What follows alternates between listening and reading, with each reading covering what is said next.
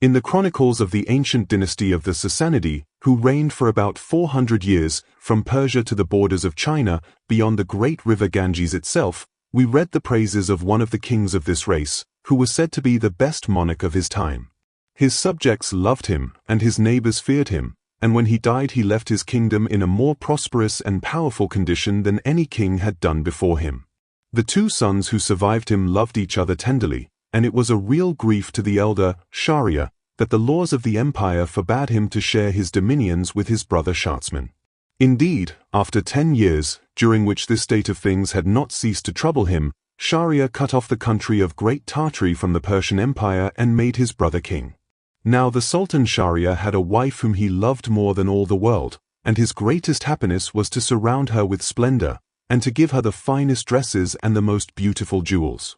It was therefore with the deepest shame and sorrow that he accidentally discovered, after several years, that she had deceived him completely, and her whole conduct turned out to have been so bad, that he felt himself obliged to carry out the law of the land, and order the Grand Vizier to put her to death. The blow was so heavy that his mind almost gave way, and he declared that he was quite sure that at bottom all women were as wicked as the Sultana, if you could only find them out, and that the fewer the world contained the better. So every evening he married a fresh wife and had her strangled the following morning before the Grand Vizier, whose duty it was to provide these unhappy brides for the Sultan. The poor man fulfilled his task with reluctance, but there was no escape, and every day saw a girl married and a wife dead. This behavior caused the greatest horror in the town, where nothing was heard but cries and lamentations. In one house was a father weeping for the loss of his daughter, in another perhaps a mother trembling for the fate of her child, and instead of the blessings that had formerly been heaped on the Sultan's head, the air was now full of curses. The Grand Vizier himself was the father of 2 daughters, of whom the elder was called Scheherazade, and the younger Dinarzade. Dinarzade had no particular gifts to distinguish her from other girls, but her sister was clever and courageous in the highest degree. Her father had given her the best masters in philosophy, medicine, history, and the fine arts, and besides all this, her beauty excelled that of any girl in the kingdom of Persia. One day, when the Grand Vizier was talking to his eldest daughter, who was his delight and pride, Scheherazade said to him, "Father, I have a favor to ask of you. Will you grant it to me?" "I can refuse you nothing," replied he. "That is just and reasonable." "Then listen," said Scheherazade. "I am determined to stop this barbarous practice of the Sultans, and to deliver the girls and mothers from the awful fate that hangs over them." "It would be an excellent thing to do," returned the Grand Vizier.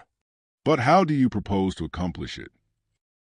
"My father," answered Scheherazade, "it is you who have to provide the Sultan daily with a fresh wife, and I implore you, by all the affection you bear me, to allow the honor to fall upon me." "Have you lost your senses?" cried the Grand Vizier, starting back in horror. "What has put such a thing into your head? You ought to know by this time what it means to be the Sultan's bride." "Yes, my father, I know it, and I am not afraid to think of it. If I fail, my death will be a glorious one, and if I succeed I shall have done a great service to my country." "It is of no use. I shall never consent. If the Sultan was to order me to plunge a dagger in your heart, I should have to obey. What a task for a father! Ah! If you do not fear death, fear at any rate the anguish you would cause me." "Once again, my father, will you grant me what I ask?" "What? Are you still so obstinate? Why are you so resolved upon your own ruin?" But the maiden absolutely refused to attend to her father's words, and at length, in despair, the Grand Vizier was obliged to give way, and went sadly to the palace to tell the Sultan that the following evening he would bring him Scheherazade. The Sultan received this news with the greatest astonishment. "How have you made up your mind," he asked, "to sacrifice your own daughter to me?" "Sire," answered the Grand Vizier, "it is her own wish. Even the sad fate that awaits her could not hold her back." "Let there be no mistake, Vizier," said the Sultan.